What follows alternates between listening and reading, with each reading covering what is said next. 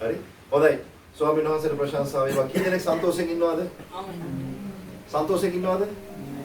සන්තෝෂෙන්, ප්‍රීතියෙන්. ඕකේ. හරි. එහෙනම් ඇයි අපි ඉන්නේ? ඇයි අපි සන්තෝෂෙන් ඉන්නේ? අම්මා තාත්තා කන්න දෙන්න නිසාද? දෙවියන් වහන්සේ අපෙත් එක්ක ඉන්න නිසා. ආමේන්. දෙවියන් වහන්සේ අපට සියල්ල සපයන නිසා. මම එක ප්‍රශ්නයක් අහන්නම්. අද ඕගොල්ලෝ මේ සභාවට දෙවියන් වහන්සේට නමස්කාර කරන්න ඇවිල්ලා ඉන්නේ ඇයි? ඇයි? ධ්‍යාන නොදකින්ද? අතන ඉරුදින දෙවියන් වහන්සේට අපි දෙන්න ඕනේ නිසා. ඔව් ඉරුදින දෙවියන් වහන්සේට දෙන්න ඕනේ නිසා. දෙවි කෙනෙක් ඉන්නවද? ඒක අපි කොහොමද කරන්නේ? අදහනවා. ඇදහිල්ලක් අපිට තියෙනවා. ඒ ඇදහිල්ල තියෙන නිසා තමයි අද අපි මේ චර්ච් එකට ඇවිල්ලා ඉන්නේ. නැත්නම් අපි මෙතන වාඩි වෙලා ඉන්න ඕනේ නැහැ මේ වෙලාව. අපි වෙන වැඩක් කරගත්තා නම් තව ප්‍රයෝජනයක් තියෙයි. එහෙම නේද? නෑ අපිට දෙවියන් වහන්සේගේ ඇදහිල්ල තියෙන නිසා අපි මේ සමයට ඇවිල්ලා ඉන්නවා. හොඳයි. අද මම කතා කරන්න යන්නේ අපි හැමෝම දන්න දෙයක් ඇදහිල්ල. ඇදහිල්ල කියන්නේ මොකක්ද? බයිබලේ මොනවද ඇදහිල්ල ගැන කියලා තියෙන්නේ කියලා අපි බලන්න යනවා. මේක ගොඩාක් දේශනා අපි අහලා තියෙනවා. ඇදහිල්ල ගැන. නේද? ඇදහිල්ල ගැන ගොඩක් දේශනාවන් අපි අහලා තියෙනවා. අපේ ඇදහිල්ල කොහොමද තියෙන්නේ කියලා බලමු. අපේ ඇදහිල්ල කොහොමද? ඊබරම තියනවා නේද? සමහරක් අයගේ ඇදහිල්ල අම්මා තාත්තා ඉන්නකන් තියනවා. සමහරක් අයගේ ඇදහිල්ල ස්වාමි පුරුෂයා ඉන්නකන් තියෙයි. සමහරක් අයගේ ඇදහිල්ල මාර්යාව ඉන්නකන් තියෙයි. නේද? ඉතින් අර ඒ වගේ අපි එක එකනා මත යැපිලා තමයි ඇදහිල්ල තියාගෙන ඉන්නේ අද. හරිද? හරි අනිත් එක තමයි දැන් අපි අපේ ඇදහිල්ල කොහොමද කියලා අපි චුට්ටක් නිකන් බලමු. දැන් අපි ගමනක් යන්නේ එළියට බහින්න යනවා. අහස දිහා බලනවා ගිහිල්ලා කොහොමද? පොට්ටක් නිකන් මන්දාරම වගේ තියෙනවා. ගේ ඇතුළට ඇවිල්ලා යාඥා කරනවා ජේසුනි අපි ගමනක් යන්න යනවා. ඒ ගමන ගිහිල්ලා එනකම් වහින්න එපා කියලා යාඥා කරනවා. යාඥා කරලා එළියට බහිනකොට මොකද කරන්නේ? කුඩෙත් තරම් එළියට බහලා යනවා. ඕක තමයි අපේ ඇදහිල්ල. නේද? ඊට පස්සේ අපි යාඥා කරනවා මොකක් හරි ඉල්ලීමකට. අපි කියනවා ජේසුනි මට මේක කොහොම හරි ඕනේ.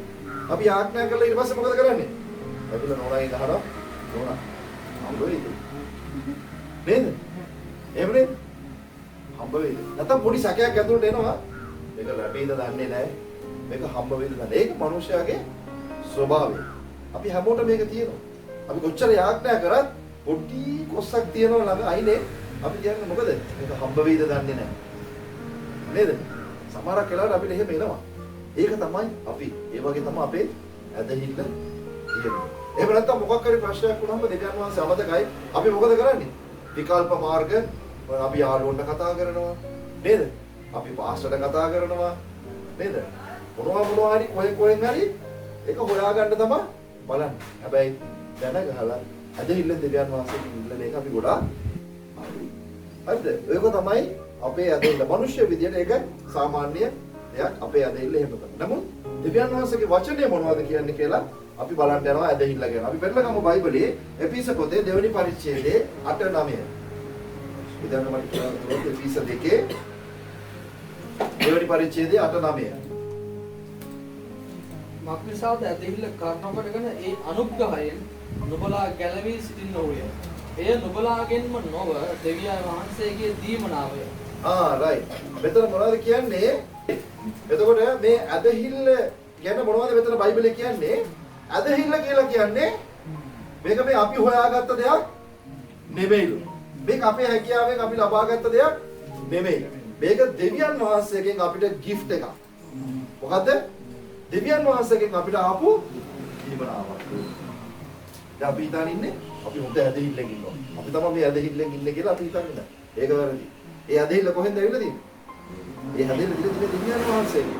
ඒ දෙවියන් වහන්සේ අපිට දුන්නේ තෑග්ගක්. මේක එක gift එකක්. මේක එක තෑග්ගක්. ඒකෝර දෙවියන් වහන්සේ අපිට තෑග්ගක් දීලා තියෙනවා. අපි ඒක මොනවද කරන්න ඕනේ? සන්තෝෂයෙන් අරගන්න ඕනේ. අපි හිතන්නේ හොඳ නෑ මේක අපි හොයලා ගත්තේ කියලා. කවදාකවත් අපි ඇදහිල්ල හොයලා අපි යේසුස් වහන්සේව හොයලා ගත්තේ නෑ. දෙවියන් වහන්සේ තමයි අපිව තෝරලා අපිව අරගෙන ඒ තෑග්ග අපිට දීලා තියෙන්නේ. ආමේන්. ඔක තමයි බයිබලයේ කියන්නේ. ඇදහිල්ල කියන්නේ දෙවියන් වහන්සේගෙන් අපිට ලැබුණා වූ දීමනාවක්. දෙවෙනි කාරණේ හෙබ්‍රේ පොතේ 11:6. හෙබ්‍රේව් 11:6. Hebrew 11:6. ඊළඟ දවසේ විතර වයිට් බෝඩ් එකක් තියලා හරිනේ. නමුත් ඇදහිල්ල නැතුව උන්වහන්සේව ප්‍රසන්න කරන්නට නුඹුරුවන මග්ගසා දෙවියන් වහන්සේ වෙතට ළඟා වන්නා විසින් උන්වහන්සේ විද්‍යාමාන බවත් උන්වහන්සේ ස්වයන්වන්ට විපාක දෙන කෙනෙකු බවත් විශ්වාස කරන්නට ඕනෑය. හරි මෙතන කියනවා දෙවෙනි කාරණේ තමයි ඇදහිල්ල නැතුව දෙවියන් වහන්සේව ප්‍රසන්න කරන්න බැරිලු. අපි දෙවියන් වහන්සේ සන්තෝෂ කරන්න නම් උන්වහන්සේ ප්‍රසන්න කරන්න නම් මොනවද තියෙන්න ඕනේ? ඇදහිල්ල. මේ ඇදහිල්ල කොහොමද අපි ළඟ තියෙන්න ඕනේ? දෙවියන් වහන්සේ ගැන චුට්ටක්වත් සැකයක් අපි ළඟ තියාගන්න හොඳ නැහැ. අපි ආඥා කරනවා ස්වාමිනී මට අර ඕනේ. ස්වාමිනී මට මේක ඕනේ. ස්වාමිනී මට මේකෙන් මිදීම ඕනේ. ස්වාමිනී මේ ප්‍රශ්නේ මගේ විසඳන්න කියලා අපි මොකද කරන්නේ? අපි චුට්ටක්වත් හිතන්න හොඳ නැහැ. දෙවියන් වහන්සේට මේක කරන්න පුළුවන්. දෙවියන් වහන්සේ මේක කරයිද කියලා අපි කවදාවත් හිතන්න හොඳ නැහැ. සම්පූර්ණ ඇදහිල්ල, සම්පූර්ණ විශ්වාසය අපි දෙවියන් වහන්සේ කෙරෙහි තබන්න ඕනේ. අපි කීයෙන් කී දෙනාද ඒක කරන්නේ? ඕගොල්ලන්ට පුළුවන්ද දෙවියන් වහන්සේව පොට්ටක්වත් දශමයක්වත් සැක හිතන්න නැතුව විශ්වාස කරන්න? අද වෙනකන් මේක කරලා තියෙනවද? පුළුවන්ද?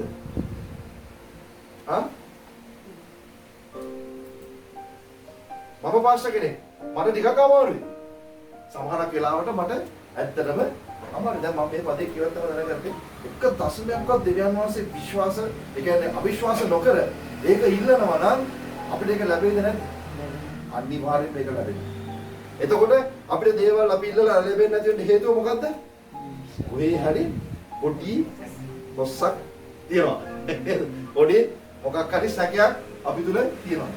අද ඉඳලා තීරණය කරන්න දෙවියන් වහන්සේගෙන් දෙයක් ඉල්ලුවොත් කවදාකවත් ඒ ගැන සැකයක් තියනවා. සම්පූර්ණයෙන්ම 100%ක්ම දෙවියන් වහන්සේව විතරක් විශ්වාස කරන්න. ආමේන්. බයිබලේ මොනවද කියලා තියෙන්නේ? මනුෂ්‍යයන් මොනවද කියලා තියෙන්නේ බයිබලේ? නාසයේ ගීතාවලිය මොනවද කියලා තියෙන්නේ? නාසයේ හුස්ම තියෙන කාවව විශ්වාස කරන්න එපා. හැබැයි අපිට පේන්නේ නැති, අපි දැකපු නැති දෙවියන් වහන්සේව අපි විශ්වාස කරනවා. ඒ විශ්වාස කරොත් ඒක අනිවාර්යෙන්ම අපිට ලැබෙනවා. ආමේන්. හරි. ඒක තමයි බයිබලයේ. එතකොට බයිබලයේ පරිණත මොනවද කිව්වේ? දෙවියන් වහන්සේ ඇදහිල්ල කියන එක අපිට දුන්න තෑග්ගක්. මේක අපි හොයාගත්ත දෙයක්. මේ අපි හැකියාවෙන් කරපු දෙයක් නේ. දෙවෙනි එක මොනවද කිව්වේ? අපි පොට්ටක්වත් දෙවියන් වහන්සේව සැක නොකර උන්වහන්සේව විශ්වාස කරන්න ඕනේ. ඊළඟ එක බලමු. මාර්ක් 11:22 ඉඳලා 24. මාර්ක් 11:22 ඉඳලා 24 වෙනකම්. Mark chapter 11 verse 22 to 24. යේසුස් වහන්සේ ඔවුන්ට උත්තර දෙමින් දෙවියන් වහන්සේ කෙරෙහි ඇදහිල්ල ඇතුව සිටින් සබාවක් නුඹලාට කීයෙමි. කවරෙක් නමුත් මේ ගන්ධර කතා කොට ඉදිරි මොහොතේ වැටෙන්නේයි කියා තමාගේ සිතින් සැක නොකොට තමා කියන දේ සිදුවේයි අදහන්නේ නම් ඒක ඔවුන්ට සිදුවන්නේය. එබැවින් නුඹලාට කියමි නුඹලා යාඥා කොට ඉල්ලන මොන දෙයක් වුවත් ඒ සියල්ල නුඹලාට ලැබුණේයයි අදහන්න. ඒවා නුඹලාට ලැබෙන්නේ. ආමේන්. ඒක මාර බලවත් වචනයක්. ඊළඟට මොනවද කියන්නේ? මාව විශ්වාස කරලා. විශ්වාස කරලා අර තියෙන කන්ද පහ වෙන්න කියලා කිව්වොත් මොකද වෙන්නේ? ඒක දැන් එහෙම කරලා අද අපි කිව්වොත් එහෙම අර කන්ද බලලා ඇදහිල්ල පහ වෙන්න කියලා කිව්වොත් එහෙම ලෝකේ එක කන්දක්වත් නැහැ. ඔක්කොම කන්ද ටික ගිහිල්ලා තියෙනවා. එහෙම නෙමෙයි මෙතන කියන්නේ. තේරුණාද? මෙතන කියන්නේ අපි අපේටයක් තරම්වත් අවිශ්වාස කරන්න හොඳ නැහැ. උන්වහන්සේව අපි විශ්වාස කරන්න ඕනේ. මම මේක ආපහු කියන්නේ නේද? මේක උත්සාහ කරලා බලන්න. මේක ඔයගොල්ලන්ගේ ජීවිතේ කරලා බලන්න. දෙවියන් වහන්සේගෙන් ඉල්ලන්න. දැන් මම මගේ ජීවිතේ මම දරුවෝ 5 දෙනෙක් එක්ක ජීවත් වෙනකොට ගොඩාක් හිගකම් අපිට එනවා. අමාරුකම් එනවා. හැබැයි අපි එකතු වෙලා යාඥා කරොත්, අපි එකතු වෙලා විශ්වාස කරොත්, අදහැවොත් මොකද වෙන්නේ? දෙවියන් වහන්සේ අපි හිතනවට වඩා දේවල් අපේ ජීවිතේ උන්වහන්සේ කරනවා. ආමේන්. අද ඕගොල්ලන්ගේ ජීවිතේ මොන ප්‍රශ්න තිබුණා? මොන අඩුපාඩුකම් තිබුණා? මොන දේ තිබුණා? දෙවියන් වහන්සේට කියනවා ස්වාමිනී මට මේ දේ මගෙන් පහ කරන්න. මගේ මේ තියෙන අඩුපාඩු මගෙන් අයින් කරන්න කිව්වොත් දෙවියන් වහන්සේක අයින් කරන්න බලවත් වෙනවා. මෙතන මොනවද කියන්නේ?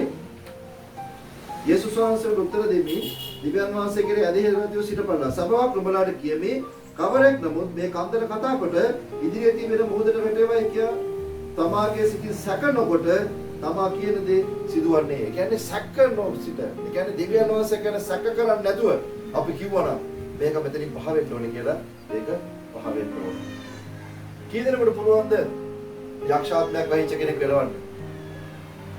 යකෙක් වහිච්ච කෙනෙක් වෙලවන්න පුළුවන්ද? ආමේ පුළුවන්. අපිට පුළුවන් වෙන්න ඕනේ. ඒක පාස්ටර්මද කරන්න ඕනේ. ඈ? නෑ. දැන් මගේ චූටි දුවට කිව්වනම් යේසුස් වහන්සේගේ නාමයෙන් මේ යකව දුරු කරන්න කියලා කිව්වොත් දුරු වෙනවා. නේද? එහෙම වෙන්න ඕනේ. මොකද අපි ගැලවීම ලැබුවාට පස්සේ දෙවියන් වහන්සේ සියලු බලය අපිට දීලා තියෙනවා. ඒකත් එක්ක අපි ලබා ගන්න ඕනේ එකම දේ මොකක්ද? ඇදහිල්ල. අපි ඇදහිල්ල විශ්වාස කරලා කිව්වනම් මේක වාගේ ජීවිතේ සිද්ධ වෙනවා කියලා සිද්ධ වෙනවද නැද්ද? සිද්ධ වෙනවා. මට මේක ලැබෙන්න ඕනේ කියලා කිව්වනම් මේක ලැබෙනවා. හැබැයි එක දෙයක් අපිට සුදුසු දේ විතරයි දෙවියන් වහන්සේ දෙන්නේ. හොඳට මතක තියාගන්න ඕනේ. ඔහොම කියලා ඇදහිල්ල නැති කරගන්න එපා. තේරුණාද? අපිට දෙවියන් වහන්සේ සුදුසුයි කියලා හිතනවා. දැන් මෙයා මගේ මේ පුතා මෝටර් බයික් එකක් කිනවනම් දෙවියන් වහන්සේ දෙයිද? දෙන්නේ. එයාට මෝටර් බයික් එකක් ලබා ගන්න තව ටිකක් යා ලොකු වෙන්න ඕනේ. යා ලයිසන්ස් ගන්න ඕනේ. එයා එක මට්ටමකට එන්න ඕනේ. ඒ වගේ තමයි අපේ ජීවිතේ අපිට සුදුසු දේ දෙවියන් වහන්සේ ඒ වෙලාවට දෙනවා. ආමේන්. අද අපේ ජීවිතේ ගොඩක් ප්‍රශ්න වලට මුහුණ දෙන්න එකම හේතුව තමයි දෙවියන් වහන්සේ කෙරෙහි ඇදහිල්ල නැති. ඇදහිල්ල තිබුණත් ඒක පොඩි සැකයකට එක්ක තමයි අපි ළඟ තිබිලා තියෙන්නේ. නේද? අපි ගොඩාක් වෙලාවට දෙවියන් වහන්සේ විශ්වාස කරනවට වැඩිය යාළුවෝ විශ්වාස කරනවා. දෙවියන් වහන්සේ විශ්වාස කරනවට වැඩිය දෙමව්පියෝ විශ්වාස කරනවා. එහෙමනේ? දැන් මගේ පුතාලා කාව විශ්වාස කරගෙන ඉන්නේ? අම්මා තාත්තා. අම්මා තාත්තා මට දෙයි. නේද? අම්මා තාත්තා මට කොණ්ඩේ කපන්න සල්ලි දෙයි. නැත්තම් තාත්තා ළඟ නැත්තම් 100 හරි කොණ්ඩේ කපන්න සල්ලි දෙනවා කියලා ඒගොල්ලෝ දන්නවද? නේද? ඊයේ පෙරේද එහෙම තමයි උනේ. හරිද? දැන් මගේ කොණ්ඩේ කපන්න සල්ලි ඉල්ලුවා. මං කො පුතේ පස්සේ කපමු කියලා 100ක් ගාලා සල්ලි දුන්නා. එතකොට ඒගොල්ලෝ දන්නවා මේක කොහොම හරි අපිට හැබැයි ඉතලා යාඥා කරලා තිබ්බන. දෙවියන් වහන්සේ හරියට වෙලාවට අපිට දේවල් දෙනවා. අපි දෙවියන් වහන්සේ හරියට ඇදහිවුවා විශ්වාස කරා. හරි ඊළඟ පදේ. හිතෝපදේශ 3:5-6. පරණගිවිසුමේ හිතෝපදේශ Proverbs. හිතෝපදේශ ගීතාවලියට පස්සේ පොතේ. පරණගිවිසුමේ හිතෝපදේශ. නොබේම නොවනෙහි නොපිහිටා. නොබේ මුළු සිතින් ස්වාමීන් වහන්සේ කෙරෙහි විශ්වාස කරන්න. නොබේ සියලු මාර්ගවලදී උන්වහන්සේ සලකන්න. එවිට උන්වහන්සේ නොබේ මාවත් සමදලා කරනවා ඇත. හිතෝපදේශ 3:5-6. දැන් මෙතන මොනවද කියන්නේ? නුඹේම නුවණේ නොපිහිටා නුඹේ මුළු සිතින් ස්වාමීන් වහන්සේ කෙරෙහි විශ්වාස කරපන්න. නුඹේ සියලු මාර්ගවලදී උන්වහන්සේ සලකාපන්න. එවිට නුඹේ සියලු මාවත් සමතලා කරනවා ඇත. හිතෝපදේශ 3:5-6. හරි නේද? දැන් අපේ ජීවිතේ ගොඩාක් වෙලාවට කඳු පල්ලම් එනවා. නේද?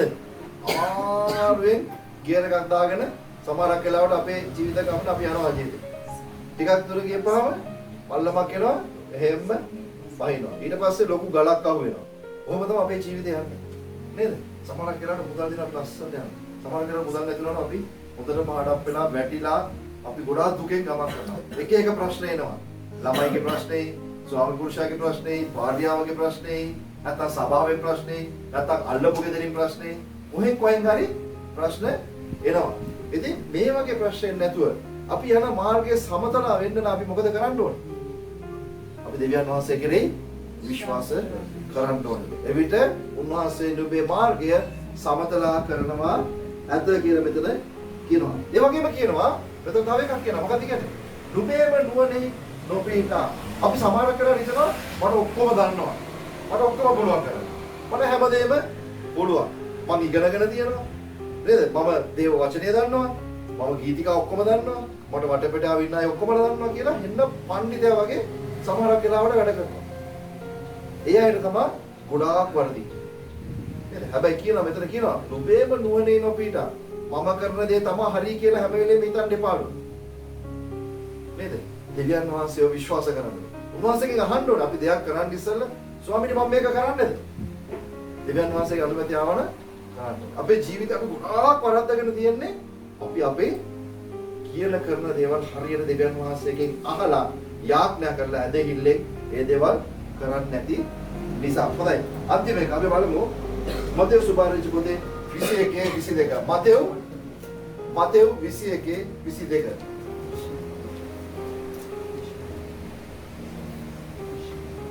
තවද නුඹලා ඇදහිල්ල ඇතෝ යාඥාවෙන් ඉල්ලන කොයි දෙයක් නමුත් ඒ සියල්ල නුඹලාට ලැබේ යයි ඔවුන්ට කීසේක. ආමේන්. මොකද මෙතන බයිබලයේ කියනවා මොනවද කියන්නේ? තවද නුඹලා ඇදහිල්ල ඇතෝ යාඥාවෙන් ඉල්ලන කොයි දෙයක් නමුත් ඒ සියල්ල නුඹලාට ලැබෙන්නේය. ආමේන්. මෙතන කියනවා නුඹලා ඇදහිල්ලෙන් කොයි දේ ඉල්ලුවත් දෙවියන් වහන්සේ නුඹලාට දෙනවා. අද අපේ ඇදහිල්ලකෝ අපිට මේ විදිහට අපි යාඥා කරා නම් අද අපිට ගොඩක් දේවල් හම්බ වෙනවා. අපි මේ විදිහට හරියට යාඥා කරන්නේ නැති නිසා තමයි අද අපිට ගොඩක් අඩුපාඩුකම් තියෙන්නේ. අපි දෙවියන් වහන්සේට කියමු ස්වාමිනී මට ඔබ වහන්සේ කෙරේ ඇදහිල්ල ඇතුව විශ්වාසයෙන් දේවල් ඉල්ලන්න ඔබ වහන්සේ උදව් කරන්න කියලා. මොකද මනුෂ්‍යයන් විදිහට සමහරක් වෙලාවට අපිට වෙහෙසෙනවා. සමහරක් වෙලාවට අපි කඩා වැටෙනවා. මොනවා හරි ප්‍රශ්නයක් ආවොත් අපි කඩාගෙන වැටෙනවා. අයියෝ අරකට ගෙවන්න තියෙනවා, මේකට ගෙවන්න තියෙනවා, ගෑස් ගන්න ඕනේ, මේ ලයිට් බිල් ගෙවන්න ඕනේ, වතුර බිල් ගෙවන්න ඕනේ. හැමදේම ඔළුවට එනවා. ළමයිගේ ඉස්කෝලේට අර ළමයාට මේ ළමයාට කීකේ ඔක්කොටම ලොකුවට ප්‍රෙෂර් එකක් අපිට එනකොට මොකද වෙන්නේ? අපිට දෙවියන් වහන්සේව චුට්ටකට අමතක වෙනවා. අපි මොකද කරන්නේ? ඊට පස්සේ බලාගෙන ඉන්නවා මාසේ පඩි එනකම්. ඒක හම්බුනාට පස්සේ මෙහෙම කරා. ඒක ගත්ත ගමන් බුස් කාලා වාස්ප වෙලා යනවා. මොකුත් නැහැ. නේද? මොකද වෙන්නේ? ඊට පස්සේ පඩියට වෙච්ච දේ මේ සාක්කුවට දාපුවාම ගෙදර ගිහිල්ලා සාක්කුවරම බලද්දි සල්ලි නැහැ. ඇයි? ඔක්කොම හැබැයි දෙවියන් වහන්සේ විශ්වාස කරා නම් දෙවියන් වහන්සේ රුපියල දීලා අපේ වැඩ ටික ඔක්කොම කරගන්න දෙවියන් වහන්සේ සලස්වනවා. ආමෙන්. ඒක දෙවියන් වහන්සේට කරන්න පුළුවන්. ඉතින් ඒක නිසා අපි ඒක විශ්වාස කරන්න. මොකද බයිබලයේ කියලා තියෙනවා සම්පූර්ණ මේ කියපේ හැම පදයකම කියලා තියෙන උන්වහන්සේව විශ්වාස කරන්න. සැකයක් තියාගන්න එපා. අපි කවදාකවත් දෙවියන් වහන්සේ ගැන කිසිම සැකයක් තියාගන්න හොඳ නැහැ. ආමෙන්. මේක අපි හැමෝටම පොදේ ඔන්ලයින් එකේ ඉන්න අය ඔයගොල්ලන්ගේ ජීවිතේ මොනවා හරි ප්‍රශ්න තියෙනවා. දෙවියන් වහන්සේට කියලා ඒක ඇදහිල්ලෙන් බලාපොරොත්තුෙන් ඉන්න දෙවියන් වහන්සේ ඒක අනිවාර්යයෙන්ම දෙනවා. අපි සියදු නම නැගිටිසි මම ගොඩක් වෙලා කතා කරන්නේ. මොකද ඇදහිල්ල කියන දේ අපිට දෙවියන් වහන්සේ දුන්න දෙයක්. ඒක අපි හරියට පාවිච්චි කරන්නේ